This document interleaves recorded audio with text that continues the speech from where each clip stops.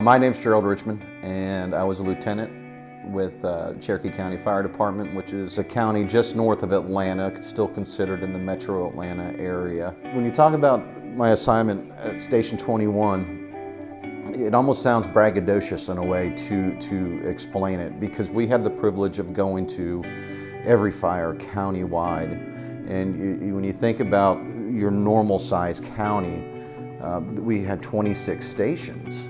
And these 26 stations were responsible for their first due or their second due response. We were making responses to structure fires that were 20 minutes away, and at times we would be the first one going through the front door. And there were times that we would be asked to go in and make a stop on fire, and it would put us in some pretty intense positions. And we loved it. We absolutely loved it. There's no greater adrenaline rush than when you go into a structure fire would be considered very heavily involved, or just going into a fire that nobody's willing to advance into and putting a stop on it. Along with that, we responded to a lot of the bad stuff. Motor vehicle accidents, body disentanglement, that was a thing that we did a lot, and a lot of firefighters, even outside of what our assignment was, that was their job anyway. It's just how the fire service is. You're gonna go in and you're gonna cut the people out of the cars, whether they're dead or whether they're alive. Sometimes picking up body parts, sometimes just pulling the body out of the car. Pretty much right off the bat, in the first few years of my career in public safety, we were running constant. It seemed, in hindsight, constant, graphic and traumatic fatalities. And I don't know if that's true looking back on it, like it wasn't daily, but it was frequent. And when you're talking about traumatic deaths, you're talking usually graphic stuff. And I was good. I was really good at handling it, compartmentalizing it, just setting it aside. It didn't bother me. I became numb. Anybody that goes into that career, they're going to become numb. You just do. You learn to shut those emotions off, do the job, get back in service, and then you go to the next call. When my life really turned, it took one call. It took one call, regardless of everything that I saw before that. It took one call. I was working fire and EMS at the time, which is considered what's called 48s. And so you go to work at the fire department, you get off, and you go to work on the med unit or the ambulance for another 24 hours. This call came in that literally changed me. It literally changed my brain. It changed my thought process. It changed my confidence. It made me question my competence. And even to this day, you can ask my wife about the recollection of it. It's still intense. And that was back in 2000.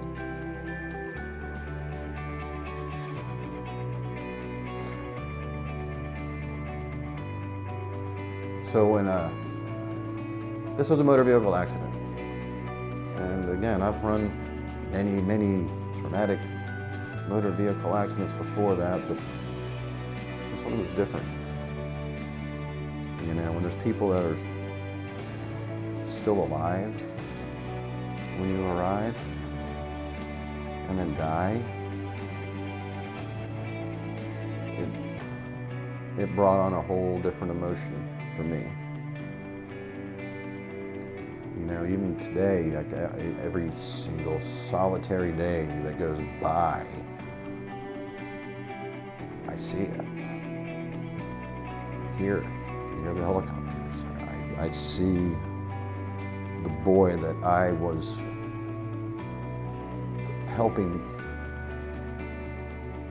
the most. I bear a lot of responsibility of his turnout, of how things turned out for him. And so the outcome resulted in 2 teens dying and a very late term baby being lost as well. And it hit me hard, really quick. That was when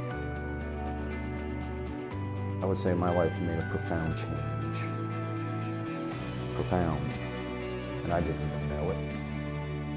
The guilt, the constant guilt of the call and how it went and the chaos just plagued me. I thought about this call constantly, for days and weeks following it. I started my day that way, went through my nights that way. I begged God for a do-over. God, give me another chance. Let me make this right. That would have been in the winter around 2000, 2001. And it started ripping my life apart then. That's when the signs and symptoms of PTSD started for me. When the signs and symptoms started presenting, I had no idea that I was having signs and symptoms of anything. But in hindsight, I can see it and I can mark exactly when it happened. And there was no way of knowing because there just wasn't education there. There was no awareness there. We didn't have these things that are called critical incident stress debriefings. And at no point in my entire career, regardless of what the calls were, have I been offered any kind of critical incident stress debrief. Except for one that actually happened about a month after I ran that call that just changed my life. And it wasn't that the organization that I was working with offered it. I happened to be working with somebody that was on a call that the hospital was putting on this CISD about. And so when I go to this meeting, just by happenstance at the hospital, somebody happened to bring up the call that I was on. Because we took our patient there, or one of our patients there. And next thing you know, while I'm sitting there in this critical incident stress debriefing meeting with probably a dozen people from the hospital and one paramedic and myself and a clinician, everybody's looking at me. And the clinician who led it, she kind of brought it out, and I explained to her how I wanted a do-over. I wanted to go back and I wanted to do it all over again. So about a month after that call was the first time that somebody told me, the clinician told me, she told me twice before I walked out, she said, "You need to get help. You need to get help." And she told me twice, looking at me in the face, like holding onto my arm, "You need to get help."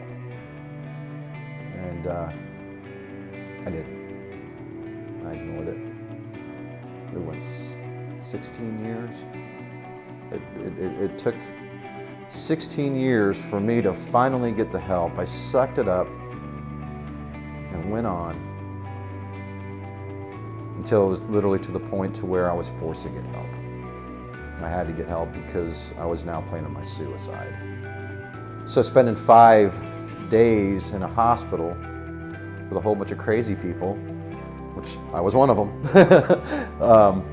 is where I finally found out that this is what was going on. And for me, the stigma is huge, especially when we're talking about public safety, first responders, whether it's police or EMS or fire. The stigma that goes along with having a mental health issue is huge because, my goodness, man, we don't want anybody to know about this. Or I'm going to lose my job. Let me tell you something. The day that I walked into that hospital and I admitted that I was planning my suicide, the day that I did that, the biggest fear that I had was losing my job. I was scared to death. When they told me I'm going to be staying there for 5 days, I'm going to lose my job when they find out about this. And this is what scares people. This is why people don't go and get the help. This is, even when they realize that there's something wrong, this is why they sit there and they continue to suck it up until they can't do it anymore. And this is when the injury becomes deep-seated. Because now we're finding different ways to cope. Whether it's alcohol abuse or drugs for that matter. I believe that PTSD, it's an injury. And it could be argued that it's not, but it is. And just like any injury, if you get hurt, and I'll just give you a perfect example, my knee. I can tell you exactly when I hurt my knee. But I sucked it up, went on 2 years, and guess what? The injury got worse. That's the way it works. Ended up having to have surgery. Who knows, at the time of the injury when it happened, maybe all I needed to do was sit down for 2 weeks and not do anything to aggravate it. And instead I ended up with arthritis and all that fun stuff and surgery. And it's the same thing when you were dealing with the PTSD. The earlier you get into this stuff and the earlier you start to root this out, once you realize that there's an issue going on, the better outcome you're going to have. This is a risk that's associated with the job, no different than the risk of a floor collapsing out from underneath you, no different than a roof collapsing on top of you. That's a risk that goes along with the job. The department's liable to pay for it. At that point, they are liable to pay for it if you get injured in that capacity. I know there's people out there that sustained these injuries to their brain as a result of the job that they did. People don't have to go as far as I did. And they don't. They don't have to wait 16 years to get help. But they need to know that they need the help. And how do we do it? I mean, honestly, how do we do that? We have to educate them. You have to tell them, look, this can happen to you. And these are the things that you need to look out for. You need to be looking out for this in yourself, in your brothers and your sisters that are out there beside you, that are doing the same job as you. We need to be able to educate them and tell them, pay attention to this stuff, and know when to get the help. And for me, a lot of stuff started happening. I lost interest in everything. The most basic of things that would bring me joy, I lost interest in. When you lose interest in everything that brings you joy, that's a sign. That's a big sign right there. The reoccurring thoughts. That's the other one. This is what you need to look out for yourself. If you're thinking about this all the time, and then years go by and you're still thinking about it, and it still flashes into your head, and you still negatively respond to it, there's a sign. We have the memories. The memories are always going to be there, the things that we've seen. Because it's normal. It's normal to sit there and question the calls that you run that don't go good. It's normal for a period of time. It's when it takes your life over. I think it has to do with the impact, the negative impact that traumatic event put on your life. And it changes you. Guilt wreaked havoc on me. It wreaked havoc. Substance abuse. You start to drink. And with firefighters, it's easy. It's an every third day deal. It literally is. If you're working every third day, that gives you that 1/3 day where you can binge drink all day long if you want to. A change in work ethic or work habits. I wasn't comfortable anymore in the back of an ambulance. I wasn't comfortable anymore being the person to go to make sure that somebody else doesn't mess up. Withdrawal is a big thing. I withdraw any time that I go into a low, socially withdrawing. And in a firehouse, that can be hard to do when there's 4 or 5 people around, but you should be able to see that right away. Irritability. Irritability is another big one. You will lash out in anger. And sometimes it can be pretty intense. In fact, that was for the one firefighter that killed himself a year before I planned my suicide. Anger was a big thing that everybody noticed. But again, the education wasn't there. And this guy, he was even open about it. He talked about his PTSD.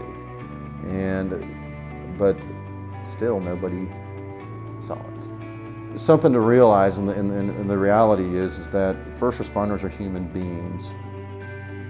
And although we like to think of ourselves as superheroes at times, we're still humans that are doing this job. And I think a lot of times we think that we're immune to it, but as long as there's humans doing this work, guess what? You're not going to do away with mental health issues. You're just not.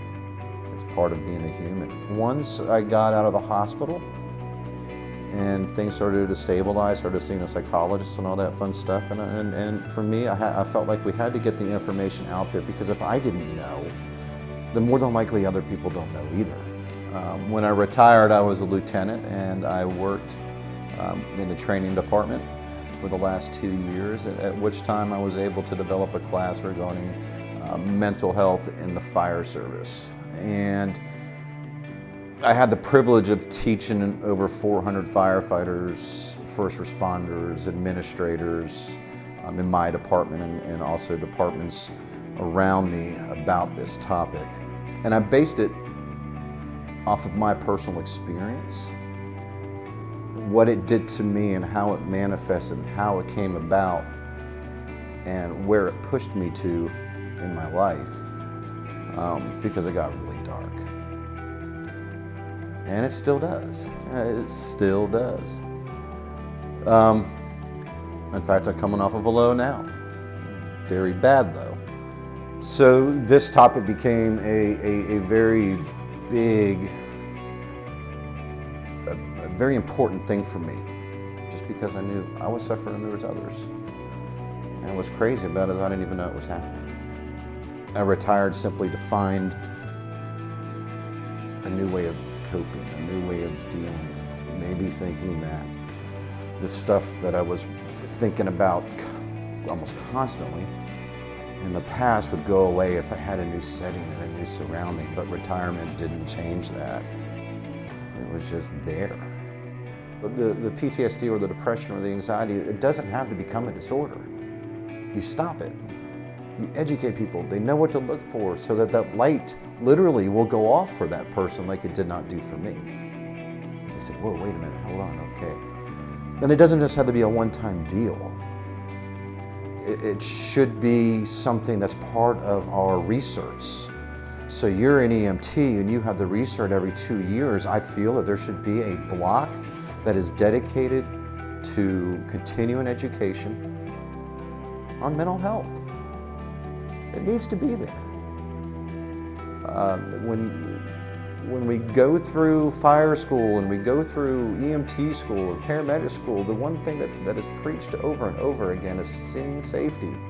Your personal safety is number one. And they tell you everything that can get in your way or that can make things unsafe and dangerous for you. They teach you about that. And I think that I know that if this is something that is killing more firefighters and more first responders than line of duty deaths, then if you start providing the education, we can start preventing it. My advice to anybody that realizes that they have an issue, whether it's PTSD, depression, anxiety, substance abuse, is to put that suck it up mentality away. You know, I sucked it up for 16 years, and in the course of doing that, it was wreaking havoc on my brain. And in the process of that, it was wreaking havoc on my family. Put the suck it up attitude away when it comes to that injury, or any injury for that matter, and deal with it. Get help. If you're afraid of it making you look like less of a man, it takes a much bigger man to step out there and get the help that needs to be gotten. And that's would be my suggestion to anybody that realizes they're starting to have a problem. Stop sucking it up and go out there and get help.